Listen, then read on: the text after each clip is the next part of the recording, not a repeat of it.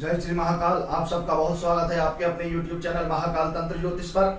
आज हम चर्चा करेंगे मेष लग्न के विषय में।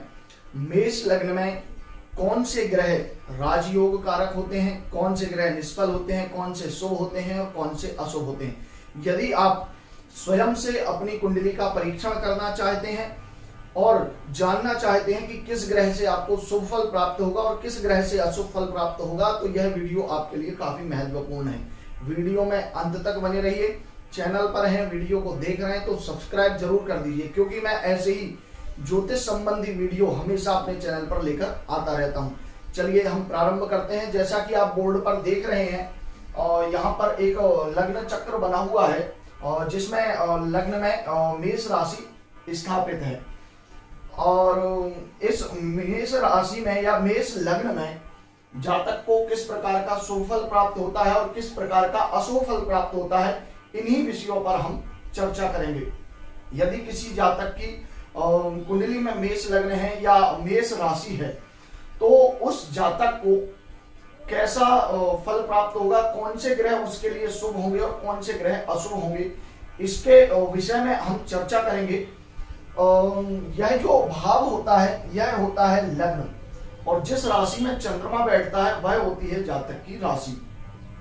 यदि मेष राशि या मेष लग्न हो तो राशि और लग्न में जो भी बलवान होगा उसके अनुरूप उसकी जन्म कुंडली के हिसाब से ग्रहों का उसे फल प्राप्त होता है।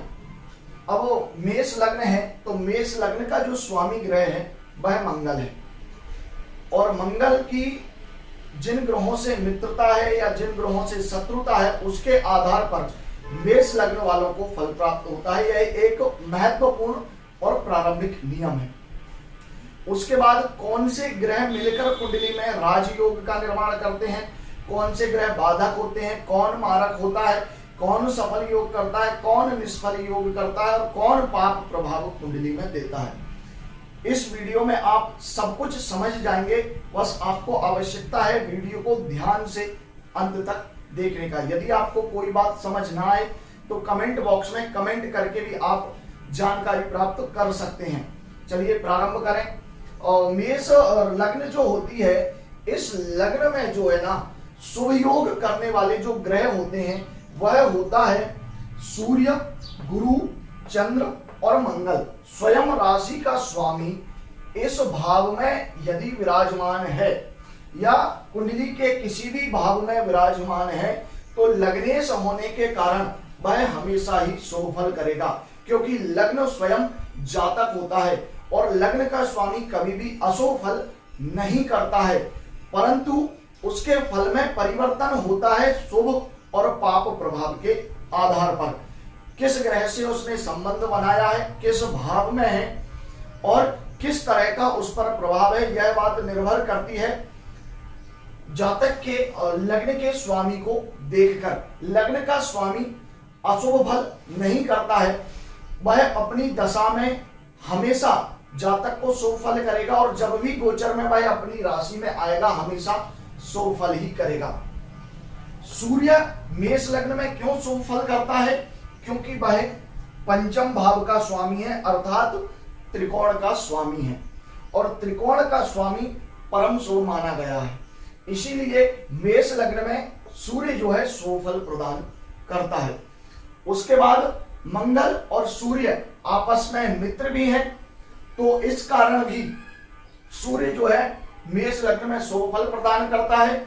और उसके साथ ही सूर्य जिस राशि में उच्च का होता है, सबसे ज्यादा बलवान माना जाता है, वह राशि भी मेष राशि है जो मंगल की राशि है। इसीलिए इस राशि में सबसे ज्यादा शुभ फल प्रदान करने वाला ग्रह होता है सूर्य। अब सूर्य के बाद बात करते हैं गुरु की। तो गुरु इस मेष लग्न की कुंडली में नवम भाव और द्वादश भाव का स्वामी होता है। नवम अर्थात धर्म का भाव होता है, जातक के भाग्य का भाव होता है, और भावात भावम के सिद्धांत से जो है पंचम भाव का स्वामी भी होता है, क्योंकि पंचम से पंचम जो है नवम भाव माना जाता है। इसीलिए गुरु भी परम शुभ ग्रह मेष लग्न के लिए माना जाता है। लेकिन यदि गुरु पर पाप प्रभाव है, पाप ग्रह का प्रभाव है और यह अशुभ भाव में बैठा हुआ है, तो इस स्थिति में गुरु की दशा में और गुरु के गोचर में मीन राशि में आने से जातक को जो है अशुभ फल भी मिलता है, लेकिन वह इस फल जो है पूरे जीवन काल के लिए नहीं होता है, क्योंकि भाग्य का स्वामी होकर बृहस्पति 12वें भाव का भी स्वामी है।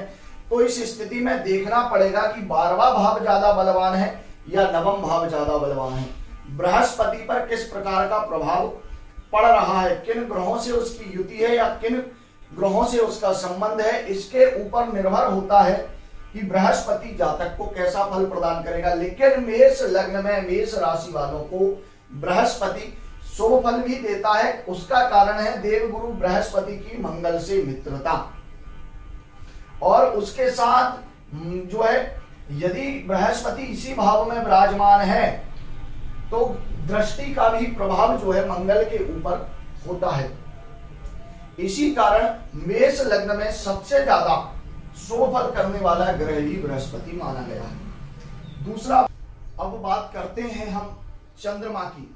चंद्रमा जो है मेष राशि में चौथे भाव का स्वामी होता है या मेष लग्न में चतुर्थ भाव का स्वामी होता है, और चंद्रमा सुख भाव का स्वामी होने से और सुख भाव का कारक होने से जो है और मंगल का मित्र होने से जातक को शुभ फल प्रदान करता है। और चंद्रमा मंगल के संबंध से ही जो है जातक की कुंडली में लक्ष्मी पुत्र नाम का योग बनता है, अर्थात महालक्ष्मी योग बनता है। हर एक मनुष्य अपने जीवन में जो भी कार्य करता है, वह धन संपत्ति जो कुछ भी कमाता है वह अपनी सुख सुविधाओं के लिए कमाता है, और उन्हीं सुख सुविधाओं को देने वाला ग्रह बन जाता है चंद्रमा। और चंद्रमा का किसी भी प्रकार से मंगल से संबंध हमेशा शुभ माना गया है, योगकारी माना गया है। लेकिन चंद्रमा पाप प्रभाव में हो, क्षीण चंद्रमा हो और अशुभ ग्रहों से दृष्ट या युत हो, तो इस स्थिति में जातक का चंद्रमा कमजोर हो जाता है, अर्थात उसके जीवन में सुख सुविधाओं की कमी जरूर रहेगी। तो मेष लग्न वालों के लिए जो है चंद्रमा भी शुभ फल देने वाला होता है।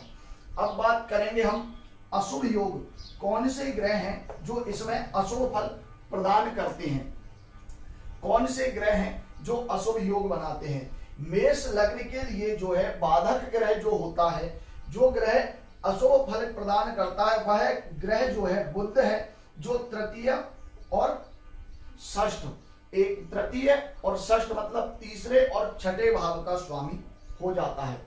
यह ऐसे भाव का स्वामी है जिस भाव में जो स्थिति बनती है वह पाप प्रभाव या जातक के जीवन में परेशानियों को देने वाली होती है। तृतीय और षष्ठ भाव जो है इसमें पाप ग्रह बलवान होते हैं, और पाप ग्रह में बलवान होने के साथ ही यह त्रिक भाव भी माना गया है, जो जातक के जीवन में अशुभ फल कारक माना गया है। जातक के जीवन का संघर्ष, उसके शत्रु और अन्य चीजें जिससे स्वयं जातक को नुकसान होता है, उनकी गणना छठे भाव से की जाती है। और बुध मंगल का शत्रु है, इस स्थिति के कारण जातक को जो है अशुभ फल प्रदान करता है और जातक की कुंडली में बाधक होता है। दूसरा जो ग्रह है वह है शनि, जो केंद्र और एकादश भाव का स्वामी है।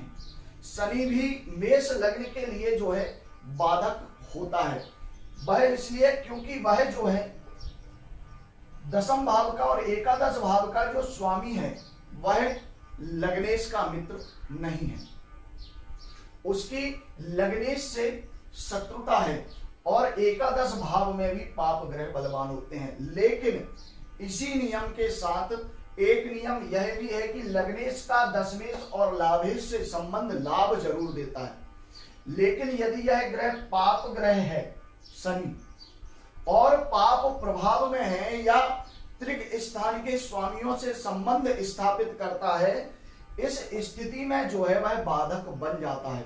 यदि वह योगकारी शुभ ग्रहों से दृष्ट हो, युत हो और लगने से संबंध अच्छा बना रहा हो, तात्कालिक मैत्री में वह मंगल का मित्र हो गया हो, तो इस स्थिति में यह ग्रह भी जो है बाधक ना होकर जातक को शुभ फल प्रदान करता है। अब बात करेंगे हम निष्फल योग की। किन ग्रहों की स्थिति के कारण जातक की कुंडली में ग्रह निष्फल हो जाते हैं, अर्थात अच्छा फल नहीं करते हैं। तो गुरु और शुक्र की जो युति है वो जातक की कुंडली में निष्फल योग बना देती है। अब गुरु जो है नवम भाव का और द्वादश भाव का स्वामी है, और शुक्र जो है इस कुंडली के लिए द्वितीय और सप्तम अर्थात मारक का स्वामी है। और शुक्र जो है वह द्वादश भाव में गुरु की राशि में उच्च का होता है, और शुक्र को इस भाव से बहुत अधिक प्रेम है। यदि यह इसमें बैठ जाए तो अकेला ही जातक को सारी सुख सुविधाएं देने वाला बन जाता है। लेकिन इनका संबंध शुक्र और गुरु का शत्रुता होने के कारण जो है जातक को शुभ फल नहीं देता है, अर्थात निष्फल हो जाते हैं। क्योंकि यहां पर जो बात है तृतीय सप्तम भाव से पराक्रम नवम भाव माना जाता है। यदि हम सप्तम को लग्नवत देखेंगे और उससे नवम भाव जो है वह पराक्रम माना जाता है। अब दोनों ग्रह एक दूसरे के विरोधी हैं, शत्रु हैं। भाई शुक्र अगर बलवान होगा तो गुरु से कहेगा पराक्रम करो, कर्म तो जातक करेगा लेकिन फिर भाग्य से साथ नहीं मिलेगा। और यदि भाग्य साथ देता है तो जातक जो है भाग्य के भरोसे रहेगा और कर्म में ज्यादा विश्वास नहीं करेगा। तो इस स्थिति में जो है यह दोनों ग्रह निष्फल योग कर देते हैं। उसके बाद गुरु और शनि जो हैं वह भी जातक की कुंडली में निष्फल योग करने वाले होते हैं। वह क्यों होते हैं? क्योंकि जातक की कुंडली में बृहस्पति नवम के साथ साथ द्वादश भाव का भी स्वामी है, और शनि जो है पाप ग्रह है, और शनि दशम एकादश का स्वामी है, और व्यय भाव का स्वामी बृहस्पति है। यदि कर्मेश की, लाभेश की और व्ययेश की अर्थात दशम के, एकादश और द्वादश के स्वामी की स्थिति यदि किसी भी प्रकार से पाप प्रभाव में होकर संबंध बनाती है और नवम भाव में भाव बलवान नहीं है, या पाप ग्रह की दृष्टि है, युति है या संबंध है, तो इस स्थिति में इन भावों को ज्यादा बल मिल जाएगा। व्यक्ति कर्म तो करेगा, लाभ भी होगा, लेकिन व्यर्थ में व्यय कर देगा, अर्थात संपूर्ण जीवन सिर्फ जो है निष्फल ही रहेगा।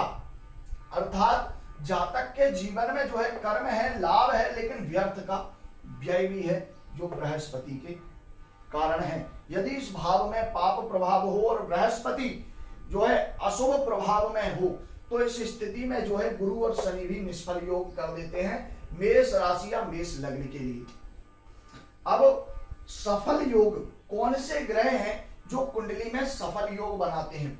तो सबसे पहली बात, सूर्य और मंगल मेष लग्न के लिए या मेष राशि के लिए सफल योग बना देते हैं, क्योंकि लग्नेश और त्रिकोणेश का संबंध जो है राजयोग कारक माना गया है। यदि इनका किसी भी प्रकार से संबंध हो तो कुंडली में राजयोग बन जाता है। सूर्य और चंद्र मंगल के परम मित्र होने के कारण चतुर्थ और पंचम केंद्र और त्रिकोण के स्वामी, और फिर मंगल भी केंद्र का स्वामी होने से जातक की कुंडली में जो है राजयोग का निर्माण अर्थात सफल योग का निर्माण कर देते हैं। जातक की जीवन में सफलताएं उसे प्राप्त होती हैं जब यह तीनों ग्रह जो है एक दूसरे से संबंध स्थापित कर लें, युति कर लें, या किसी भी प्रकार का उनका संबंध हो। उसके बाद सूर्य और शुक्र भी जो है सफल योग बनाते हैं, लेकिन वह कब बनाएंगे?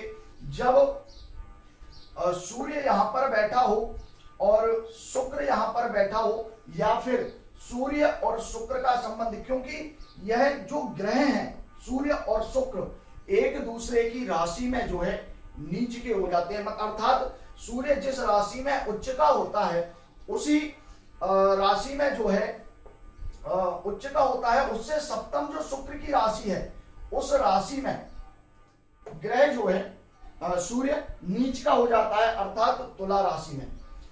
यदि कुंडली में सूर्य तुला में है और शुक्र का किसी भी प्रकार से उससे संबंध स्थापित हो जाता है तो वह नीच भंग राजयोग का निर्माण कर देता है, अर्थात सफल योग का निर्माण कर देता है। अब सूर्य और शनि की हम बात करते हैं तो यह भी सफल योग का निर्माण करते हैं, क्योंकि त्रिकोण और लग्न के वो त्रिकोण और केंद्र के स्वामी का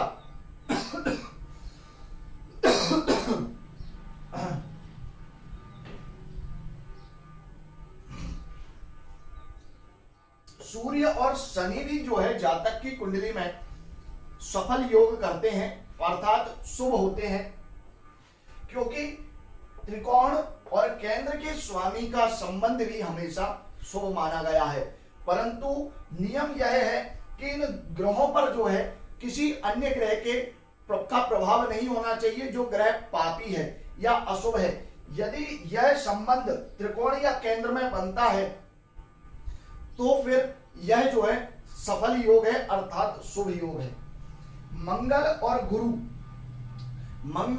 गुरु लग्न और भाग्य, लग्नेश की जो स्थिति है वह गुरु का मित्र है, गुरु का संबंध उससे यदि हो जाता है, यह भी केंद्र और त्रिकोण का बहुत महत्वपूर्ण संबंध है। अगर लग्नेश और नवमेश का संबंध हो जाए अर्थात जातक जो है भाग्यशाली हो जाएगा। इसलिए बृहस्पति और मंगल का संबंध कुंडली में मेष लग्न में शुभ योग का निर्माण करता है, अर्थात शुभ होता है। चंद्र एवं गुरु, चंद्र और गुरु का संबंध भी जो है मेष लग्न में शुभ माना गया, क्योंकि यह भी केंद्र और त्रिकोण के स्वामी है और चंद्रमा के घर में बृहस्पति उच्च के हो जाते हैं और इन दोनों की मित्रता जो है मंगल से है। तो इस कारण चंद्र और गुरु का संबंध, युति, दृष्टि संबंध या किसी भी प्रकार का संबंध जो है मेष लग्न के लिए शुभ फलदायी होता है, वह उसे अशुभ योग नहीं करेंगे। अब राजयोग कारक जो ग्रह हैं वह है सूर्य, चंद्र और बृहस्पति। मेष लग्न के लिए राजयोग का निर्माण जो ग्रह करते हैं वह है सूर्य, चंद्र और बृहस्पति, क्योंकि त्रिकोण और लग्न का संबंध जो है प्रबल राजयोग का निर्माण कर देता है। अब बात करते हैं मार्केश की, तो इस कुंडली में शुक्र जो है प्रबल मार्केश है, क्योंकि द्वितीय और सप्तम भाव का स्वामी शुक्र है और वह मेष लग्न के लिए परम मारक है। लेकिन शुक्र स्वाभाविक शुभ ग्रह है, यदि अच्छे ग्रहों के संबंध में आ जाता है तो वह मार्केश नहीं होता है। लेकिन बुध और शनि यदि पाप प्रभाव में होते हैं और इनका अगर शुक्र से संबंध बन जाता है तो यह जो है शुक्र की अपेक्षा बुध और शनि भी इस कुंडली में जो है मार्केश का ही कार्य करते हैं, अर्थात मार्केश की भूमिका निभा देते हैं, क्योंकि इनकी मित्रता मार्केश से बहुत अच्छी है। तो शुक्र प्रबल मार्केश है, लेकिन मार्केश से संबंध स्थापित करने पर बुध और शनि भी मार्केश हो जाएंगे। अब पाप फलप्रद जो ग्रह पाप फल देने वाले हैं वह मेष लग्न में जो है बुध है, बुध के साथ शुक्र है और शुक्र के साथ शनि है, क्योंकि पाप ग्रह तृतीय एकादश में बलवान हो जाते हैं और शुक्र तो मार्केश है, पाप फल वैसे भी देने वाला है। तो बुध, शुक्र और शनि मेष लग्न की कुंडली में पाप प्रभाव देते हैं, अर्थात शुभ फल बहुत ही कम देते हैं। जब इन पर शुभता अधिक होती है तो उसके प्रभाव में यह शुभ फल देते हैं, लेकिन अपनी दशा में इन ग्रहों का फल जो है जातक को अच्छा प्राप्त नहीं होता है। अब बात करेंगे शुभ युति, शुभ ग्रह की युति या कुंडली में शुभ युति कौन सी मानी गई है। तो इसमें जो शुभ युति है वह कर्मेश और भाग्येश की है। वह पंचमेश या केंद्रेश की है, जो मैंने आपको पहले बताया, जो सफल योग का निर्माण करते हैं। यदि यह ग्रह कुंडली में संबंध स्थापित कर लें या युति में बैठ जाएं, तो जो है वह युति जातक के लिए शुभ मानी गई है। लेकिन उस पर भी अगर पाप प्रभाव होगा तो वह युति शुभ नहीं होती है। अब अशुभ युति इस कुंडली में सबसे ज्यादा जो अशुभ युति मानी गई है वह है लग्नेश और रोगेश, अर्थात मंगल और बुध, जो एक दूसरे के परम शत्रु हैं। और इस कारण से इन दोनों की युति यदि मेष लग्न की कुंडली में किसी भी प्रकार से होगी तो वह अशुभ ही फल प्रदान करेगी, जातक को उनसे शुभ फल प्राप्त नहीं होगा। तो मेष लग्न की कुंडली में यह कुछ नियम हैं और जिन्हें देखने के बाद, समझने के बाद और ग्रहों का संबंध किस प्रकार का है इस कुंडली में, उसके आधार पर आप जो है कह सकते हैं कि कौन सा ग्रह शुभ होगा और कौन सा ग्रह अशुभ होगा। तो इन नियमों का यदि आप सही तरीके से पालन करते हैं तो मेष लग्न में शुभ फल देने वाले और अशुभ फल देने वाले ग्रहों को आप अलग कर सकते हैं। तो इस बात को आपको ध्यान में रखना बहुत आवश्यक है कुंडली का परीक्षण करते समय। और मेरे द्वारा दी जानकारी अच्छी लगी हो तो चैनल को सब्सक्राइब जरूर कर दीजिए, क्योंकि मैं हमेशा कहता हूं सीखना है ज्योतिष तो फॉलो महाकाल तंत्र ज्योतिष। जय श्री महाकाल।